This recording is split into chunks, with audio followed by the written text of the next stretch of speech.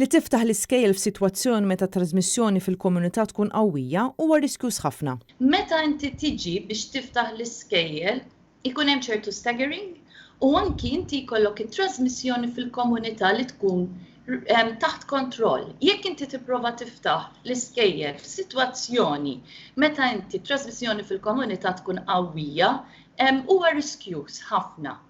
Inti trid tistenna dak il-waqt illi trasmissjoni fil-komunità kemm jista' jkun tkun taħt kontroll u tibda pjan bil-għaqal bil-mod. Sostniet dan it-tabiba Maltija Natasha Azzopardi Muscat li hija waħda mid-diretturi tad-WHO fl-Ewropa.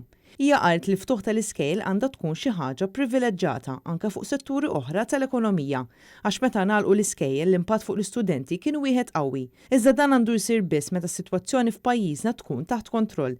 Dan għaliex mhux esklus li meta jinfetħu l-iskejjel hemm ċans li jerġgħu ifeġġu il-każijiet. It-tabiba Azzopardi Muscat qalt li d-differenza bejn l-ewwel mewġa u t-tieni mewġa ta' dan il-virus hi li lura fi frar li għadda ma konna nafu xejn fuq dan il-virus ħlief li kien virus mhux komuni. Dak iż-żmien ħafna pajjiżi inkluż Malta ħadu miżuri qawwija. Illum il-ġurnata wara 6 xhur nafu kif dan il-virus jiġi trasmess u li ma huma dawk iċ-ċirkustanzi meqjusa bħala ta' riskju għoli. Hija qaltla biex nikkumbattu dan il-virus ma rridux nittargetjaw li nagħlqu kollox, iżda nattakkaw fejn u kif jinfirex dan il-virus. Immorru verament fejn ikun qed jinxteret il-virus, f'dawk iċ-ċirkostanzi fejn ikun hemm riskju għolji, u malajr hemmhekk nieħdu l-miżuri li hemm bżonn jittieħdu, miżuri pereżempju ta' kwarantina tal-nies li jista' jkun hemm ukoll illi għal perjodu ta' żmien jingħalqu ċertu stabbilimenti fejn ikun qed jiġi trasmess il-virus, imma bekk nipproteġu is-soċjetà u l-ekonomija billi nieħdu azzjonijiet li jkunu iffukati fil-ħin il-meqjus u anki li jkunu lokalizzati. Saħqet bl-aktar moċċar li l-coronavirus m'għaddiex, il-virus għadu magħna. Għax-xhur li ġejjin, naħseb din hija ċara issa għal kulħadd. Il-virus m'għaddiex, il-virus għadu magħna.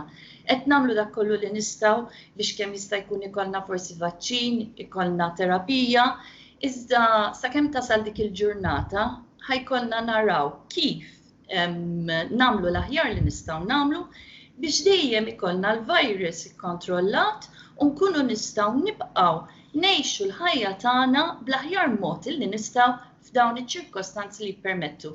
U kif qed joqrob l-istaġun tal-influwenza, id-WHO qed tibqa' tenni l-appell tagħha biex kulħadd, speċjalment l-anzjani u n-nies vulnerabbli, jieħdu l-vaċċin kontra l-influwenza staġjonali. Natasha Azzopardi Muscat sostniet li s-servizzi tas-saħħa jridu jkunu ippreparati li affaċċjaw mhux biss żieda fil-każijiet tal-COVID-19 iżda wkoll il-każijiet tal-influwenza staġjonali.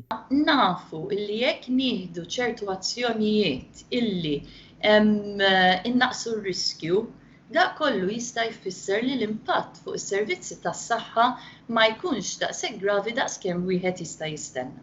Marja Franca Lanza, Net News.